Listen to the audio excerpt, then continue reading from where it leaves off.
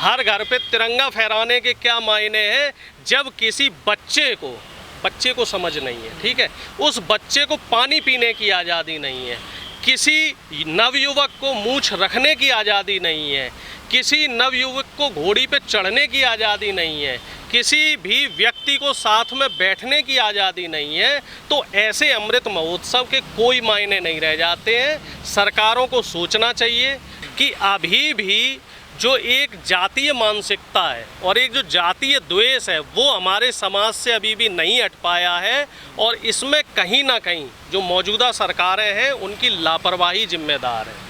अगर हम बात करें राजस्थान की, अगर हम बात करें मध्य प्रदेश की, अगर हम बात करें उत्तर प्रदेश की, तो जो ख़ास तौर से जो ये हिंदी भाषी राज्य हैं, चाहे वो हरियाणा हो, पंजाब हो, तो इन सभी राज्यों में हर 15 दिन में, हर 10 दिन में इस तरह की एक घटना आती है जो मानवता को शर्मसार करती है, जो संविधान को तार तार करने का काम करती है, और जो कहीं ना कहीं हमें सोचने पे विवश कर देती है कि इस 75 साल की जो आज़ादी का जो स्वघोषित एक अमृत काल मनाया जा रहा है, तो इस अमृत काल के क्या मायने हैं। इसी तरीके की एक घटना राजस्थान में हुई जब कन्हैया लाल की नृशंस हत्या कर दी जाती है, तो कन्हैया लाल के परिवार को 50 लाख के मुआवजे की घोषणा की जा रही है, और जो अभी बच्चे की हत्या हुई है तो इसमें जो कंपनसेशन है वो काफ़ी कम है। तो क्या जाति देखकर सवाल जो उठ रहा है वो ये है कि क्या जाति और धर्म को देखकर, क्या उसका सोशल स्टेटस को देखकर कि साहब एप्पल का अगर बड़ा ऑफिसर है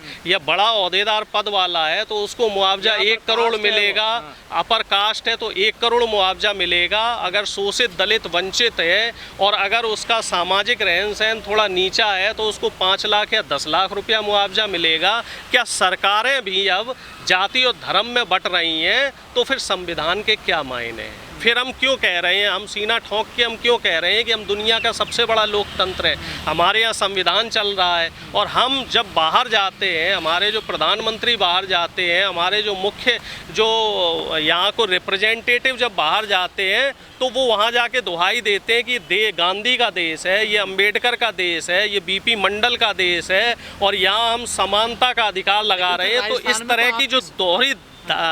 इस तरह की जो दोहरा मापदंड है आखिर क्यों?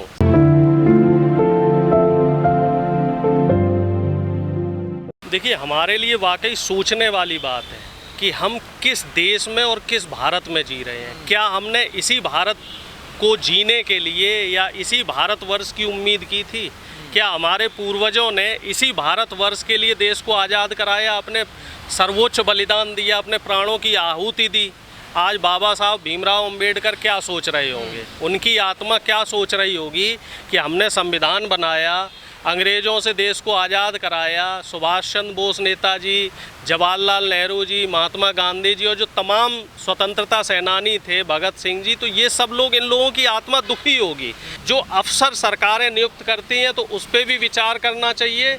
जो संविधान ने हमें बराबरी का दर्जा दिया है और जो आरक्षण पद्धति है, तो उसी आरक्षण पद्धति के अनुरूप हर विभाग में, चाहे वो कोई सा भी विभाग हो, हर विभाग में उस आरक्षण पद्धति के अनुरूप अधिकारी होने चाहिए। अब मान लीजिए अगर उत्तर प्रदेश की सरकार हो, मध्य प्रदेश की हो या राजस्थान की हो, कहीं की भी सरकार हो, किसी की भी सरकार हो, कांग्रेस की हो या बीजेपी की हो या किसी क्षेत्रीय दल की हो, अगर जो मुख्य सचिव और जो चीफ मिनिस्टर के जो 8-10 सचिव होते हैं, इसमें हर जाति का समावेश होता, सवर्ण होते, पिछड़ी जातियां होती, SC ST होते, माइनॉरिटी होते, तो मुझे ऐसा लग रहा है कि हर जाति को और हर वर्ग को और हर समुदाय को सामाजिक न्याय मिलता।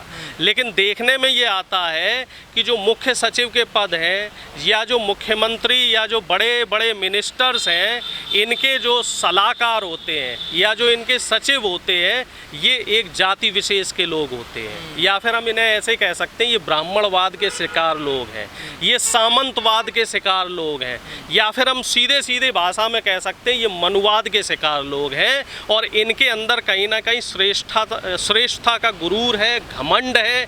इसी वजह से ये पिछड़ी जातियों को, दलितों को, शोषितों को, वंचितों को, आदिवासियों को अब भी अपने बराबर नहीं समझ रहे हैं और इनके साथ दोयम व्यवहार कर रहे हैं। जो राजस्थान की ताज़ा तरीन जो घटना हुई है, ये मानवता को कतई शर्मसार करने वाली घटना है और इसमें कहीं ना कहीं राज्य सरकार की लापरवाही है। तो हम निवेदन करेंगे राज्य सरकार से, और हम राज्य सरकार से हमारी जो मांगे हैं, काफ़ी जो सामाजिक संस्थाएं हैं, सामाजिक संगठन हैं, उन्होंने घेराव करना शुरू किया है, आंदोलन हो रहे हैं और मांग जो रखी गई हैं, तो उन मांगों पे भी पुरजोर तरीके से जो है हम लोग लगे रहेंगे। गहलोत साहब से हमने जो है बिल्कुल एक तरीके से ये मान लीजिए कि हमारे जो कांग्रेस है और बीजेपी है, इसमें फ़र्क है। बीजेपी में अगर इस तरह की कोई घटना होती तो अभी तक बीजेपी के नेता लीपापोती कर रहे होते और हो सकता है कि मानते ही नहीं कि इस तरह की कोई घटना हुई है। इसमें हमारी जो 3-4 मांगे हैं, पहली मांग तो ये कि शिक्षक को मृत्युदंड मिले। दूसरा, इस तरह के जो स्कूल हैं जहाँ पे इस तरीके की जाति मानसिकता का काम होता है, जो सरस्वती शिशु मंदिर टाइप के स्कूल हैं जहाँ मनवाद का पाठ पढ़ाया जाता है, ऐसे स्कूलों की मान्यता जल्द से जल्द रद्द हो। ये आरएसएस द्वारा चलाए जा रहे स्कूल हैं, यहाँ पे जाति और धर्म के हिसाब से बच्चों को बांटा जाता है और इसी तरीके की उनको चीज़ें सिखाई जाती हैं। और तीसरी चीज़ जो है मुआवजे की बात हुई है कि जो मुआवजा है कम से कम 50 लाख रुपए से लेके 1 करोड़ तक मुआवजा मिले और पीड़ित के परिवार को सरकारी नौकरी मिले। इस पे मांग चल रही है और इस पे विचार हो रहा है और मुझे लग रहा है जल्द से जल्द इस पे एक्शन होगा। और साथ ही ये सुनिश्चित ही की जाए कि इस तरह की जो घटना है, जो मानवता को शर्मसार करने वाली घटना है, कम से कम राजस्थान या कांग्रेस शासित प्रदेश में आगे रिपीट ना हो पाए। इस घटना से ऐसा लैंडमार्क बने कि जो इस तरह की हरकत करे उससे पहले वो 2 बार सोचे, 4 बार सोचे। हाँ, हम मान रहे हैं कि जो है इस तरह की घटना नहीं होनी चाहिए, लेकिन कम से कम आप एक चीज़ ये तो देखिए कि उत्तर प्रदेश की तरह तो नहीं है कि हाथरस पीड़िता को जो मारने वाले थे उनसे कौन मिलने जा रहा था? बीजेपी के सांसद उनसे थाने में मिलने जा रहे थे। और उससे पहले आप समझिए, उससे पहले तो बीजेपी सरकार, चाहे मंत्री हो, चाहे नेता हो, विधायक हो, खुद मुख्यमंत्री मानने को ही तैयार नहीं थे कि उस पीड़िता को मारने वाले सवर्ण लोग हैं, उस जाति विशेष के लोग हैं। कंपैरिजन करके क्या? नहीं, कंपैरिजन नहीं, मैं कंपैरिजन नहीं कर रहा हूँ। अगर उन्होंने गलत किया तो नहीं, आप मेरी बात का आशय समझिए। गलत तो गलत है, मैं ये कह रहा हूँ कि कम से कम कांग्रेस के अंदर इतना साहस है कि हम दोषियों के खिलाफ कार्रवाई कर रहे हैं। राहुल गांधी गए, जाएंगे और उनके दोषियों के खिलाफ सख्त से सख्त कार्रवाई होगी। कांग्रेस हमेशा हर जाति को और हर वर्ग को साथ लेके चलती रही है और हर जाति को और हर वर्ग को साथ लेके चलेगी। चल रही है सर। अशोक गहलोत के देख लेना, सारे अधिकारी जो एक कास्ट के हैं वो देखिए, सारे अपर कास्ट है उनका अधिकारी। अब उस पे भी कार्रवाई होनी चाहिए। मैं आपसे पहले ही कह रहा था कि ये दुर्भाग्य है, अगर सभी जाति के अधिकारी होते तो इस तरह की घटना नहीं हो पाती। देखिए, दूसरे की पीर कोई व्यक्ति कैसे समझ सकता है? अपनों की पीर और अपनों का कष्ट ही अपना व्यक्ति समझ सकता है। जब वहाँ पे रिप्रेजेंटेटिव या अधिकारी पिछड़ी जाति के या दलित जाति के होते तभी वो दलितों का दर्द समझ सकते, शोषितों वंचितों का दर्द समझ सकते। इतनी गंभीर है, विधायक इस्तीफा दे रहे हैं देखिए राजस्थान में। अब ये देख लीजिए, अब इसमें आप कंपेयर कीजिए कि विधायक इस्तीफा दे रहे हैं राजस्थान में, लेकिन दलित विधायक, लेकिन अगर उत्तर प्रदेश में ये घटना हुई, हाथरस पीड़िता वाली जो घटना हुई, हम उसी घटना को लेते हैं। वैसे तो सैकड़ों घटनाएं हो रही हैं। क्या उत्तर प्रदेश में किसी दलित विधायक ने इस्तीफा दिया? क्या योगी आदित्यनाथ से किसी दलित विधायक का इतना साहस था कि वहाँ पे उनसे सवाल कर ले? नहीं था। यही फ़र्क है बीजेपी और कांग्रेस की जो सरकार है, इसमें यही बेसिक फ़र्क है। कांग्रेस सरकार के लाई वो तो दलित विधायक है ना जो इस्तीफा दे रहे हैं, उन्हें दुख हुआ, पीड़े हुआ। वो विधायक किस पार्टी के हैं ये भी तो पता कीजिए ना, ये पता कीजिए ना वो किस पार्टी के विधायक है, ये भी तो पता कीजिए ना, पूरी जानकारी रखिए।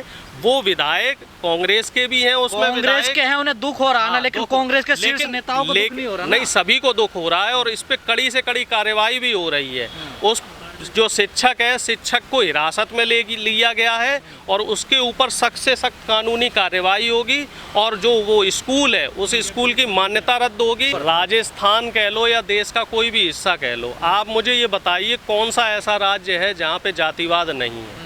आप राजस्थान की बात कर रहे हैं, आप कर सकते हैं क्योंकि राजस्थान में कांग्रेस की सरकार है, इसलिए आप खुल के राजस्थान के खिलाफ बोल सकते हैं।